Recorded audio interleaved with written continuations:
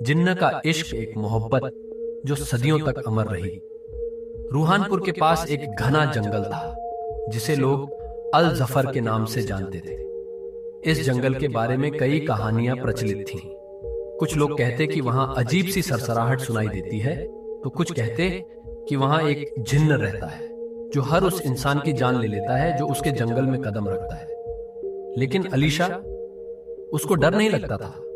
वह राजमहल में पैदा हुई थी, लेकिन महल की ऊंची दीवारें उसे हमेशा एक कैद जैसी लगती थीं। उसके पिता सुल्तान फिरोज उसे दुनिया से दूर रखते थे, क्योंकि उसकी मां के गुजरने के बाद वह उसे खोने का खतरा नहीं उठा सकते थे। लेकिन अलीशा की आंखों में हमेशा एक सवाल रहता, क्या सच में जंगल में कोई जिन्न है? और इसी सवाल का जवाब ढूंढते हुए वह उस रात जंगल में चली गई। घना जंगल, चारों ओर सन्नाटा, हल्की हल्की ठंडी हवा चल रही थी। जैसे ही अलीशा ने पहला कदम रखा, उसे लगा जैसे किसी ने उसका नाम पुकारा। अलीशा! उसके कदम ठिठक गए।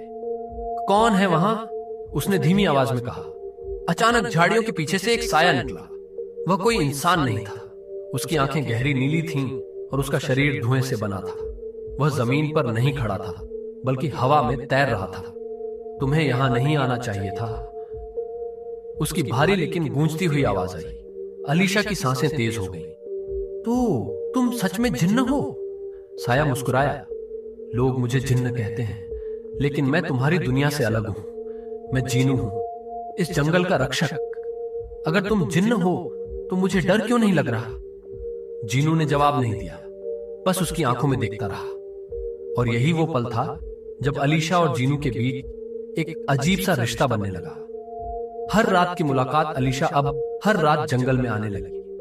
वह और जिनू घंटों बातें करते हैं, कभी दुनिया के रहस्यों के बारे में, कभी सपनों के बारे में। क्या तुम सच में हमेशा यहां रहते हो? अलीशा ने एक रात पूछा। जीनू ने एक लंबी सांस ली। हां, क्योंकि मैं इस जंगल से बंधा हुआ हूं। कैसे? कई साल पहले एक इंसान ने मुझ पर काला जादू कर दिया। अब मैं इस जंगल से बाहर नहीं जा सकता। जब तक वह इंसान खुद मुझे आजाद नहीं करता, मैं यहीं रहूंगा।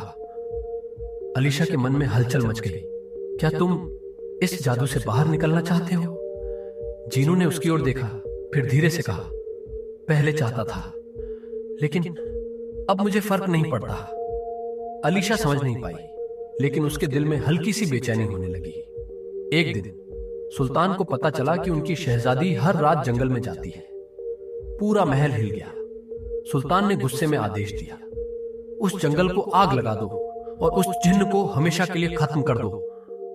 अलीशा ने यह सुना और तुरंत जंगल की ओर दौड़ पड़ी। चारों तरफ आग लगी हुई थी, लेकिन जीनू कहीं नहीं दिख रहा था। जीनू! जीनू! वह चिल्लाई। अचानक उसके पीछे से एक हल्की सी सरसराहट हुई। जीनू वहां खड़ा था, लेकिन उसका धुएं जैसा शरीर बुझने लगा था।